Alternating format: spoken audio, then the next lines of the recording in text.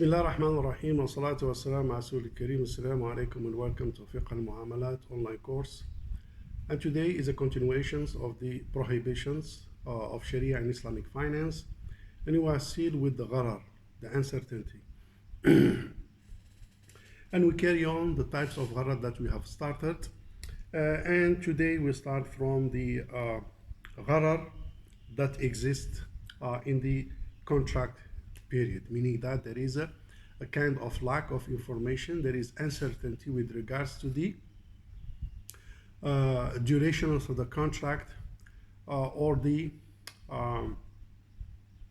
delivery of the subject matter, whereby a contract could be concluded, but there is uncertainty when it comes to the duration of the contract or the delivery of the subject matter. And as a result of that, lack of informations will trigger uncertainty, gharar, lack of informations could lead to the dispute between the two contracting parties because there is no specific time of the delivery and the seller is not under the obligations to act according to specific deadline, and the purchaser may need a commodity on specific day and time.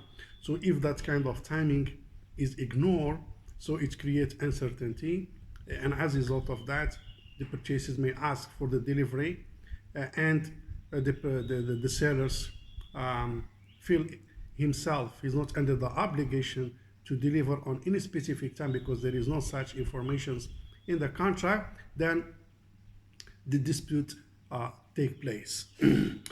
So this kind of uncertainty is related to the durations of the period of the contract, which is not allowed in Sharia, and as a result of that, a specific time should be agreed between the two contracting parties in order to conclude the contract in a proper way and avoid any potential dispute. However, in some cases, Sharia accepts time which is related to a specific season or range, meaning a time within a range.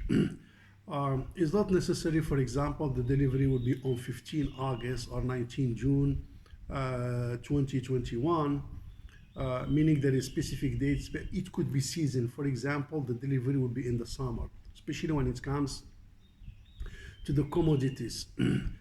So it could be in the harvest of this fruit or this vegetable, in the season, in the winter, so it could be confined, or for example, in the last quarter of the year of 2022, and it goes like this. So the point here is that what is important is the contracting party, they have to agree on a specific timing and specific date or a season or a range of time for the delivery to avoid any kind of potential dispute.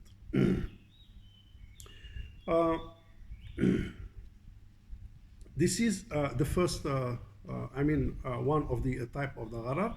The other type is basically the gharar which is related on the inability to deliver the subject matter, meaning that the seller is not able to deliver the subject matter, such as, for example, some of the popular cases is that don't buy fish in the sea and birds in the sky. Why? Because the seller will not be able to deliver the subject matter. Also, scholars did not allow buying a stray animal, prey animal, because of the issue of the delivery. You are not able to deliver the subject matter. And as a result of that, the ability and the capacity of the sellers to deliver the subject or the goods or the asset is part of the requirements to validate the contract. So if he's not enabled to deliver, or the subject matter by its nature put the contract in a status that contract cannot be concluded because of the problem of delivery, so the gharar will be triggered here. So here the gharar is related to the ability of the the sellers to deliver the subject matter, as we mentioned, bird in the sky, for example, birds in the sky or on the tree, then the seller will sell that bird. He cannot deliver. Or fish in the sea, prey animals, stray animals, something like this. Of course, when it comes to the fish, if let's say a fish is in a specific place, like for example aquarium, for example, or in a specific a place, like people who are basically growing and taking care of the fish in some lock area, and it is not sold through fishing, you go and fish, but whatever available here that you can see, and we will catch it, basically we'll sell it to you. That's when it is allowed. I'm talking about selling fish in the open area, open sea, or selling fish before catching it. But if you agree, okay, fine, let me make an undertaking. If I get some fish, you purchase it from me, or you are making an undertaking to purchase 1 kg fish from me. Okay, fine. Then you go and do the fishing. When you catch it, so you can sell it, but you cannot sell in the sea or in some place whereby basically it's a kind of farm fish.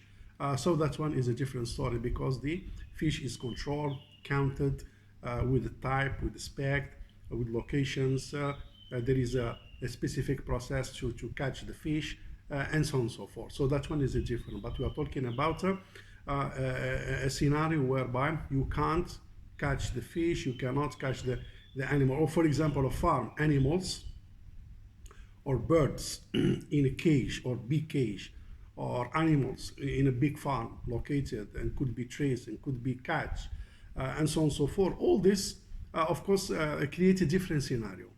But here we are talking about the normal circumstances, the normal case whereby we are in the open sea. You cannot sell fish in the sea. We are in the open air. You cannot sell birds in the sky.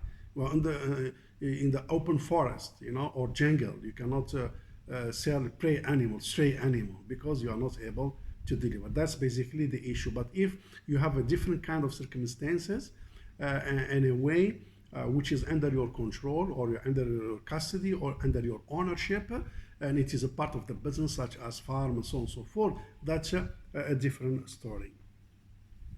So this is the gharar, which is related to the what's so called the delivery of the subject matter.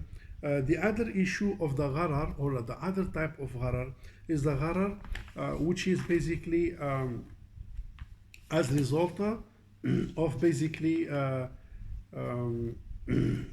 the ownership is related to the ownership, right? Yeah. So basically it's the gharar of a non-owned commodity. Here the other issue is that you are selling a commodity which you don't own it. So here it is related to sales of an owned commodity. That's the gharar also, because also the same problem here, you will not be able to deliver because you don't have it, you don't own it, and as a result of that, dispute also may arise. So either you have ownership over the asset, and if you don't have ownership, you have authorizations, or you are agents to sell the commodity or the asset on behalf of the owner.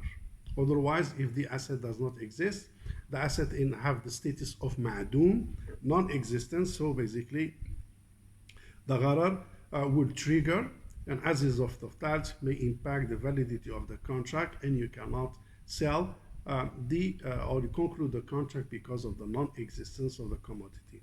Of course, here there is an exception to the salam, istisna, and ijara, whereby salam contract could be concluded and the asset does not exist, but it will be delivered in the future. Istisna could be concluded and the subject that does not be, is not in existence, but it will be delivered, manufactured, or processed, or produced, or constructed in the future. And the ijara also, like ijara mawsufa fi dhimma, and other types of ijara as well, could be concluded, and the service is not in existence. These contracts basically are regarded as an exceptions to the general rules of Sharia. So the general rules of Sharia in business and trade is that you are not allowed to sell something which does not exist. That's basically the rule, with the exception to three contracts: salam, istisna, and ijara. If the contract is salam, if the contract is istisna, if the contract is ijara, so from a Sharia standpoint, you can still conclude the contract, and the contract would be regarded as valid despite the non-existence of the asset. Is there any gharar? Yes, there is a gharar there, but that gharar is exempted by the provisions of the Prophet ﷺ, because there are hadiths, when we talk to salam and istisna and ijara in the future, there are hadiths which validate the permissibility of salam, the way it is practiced, and there are provisions which validate basically also the istisna, and provisions that validate ijara.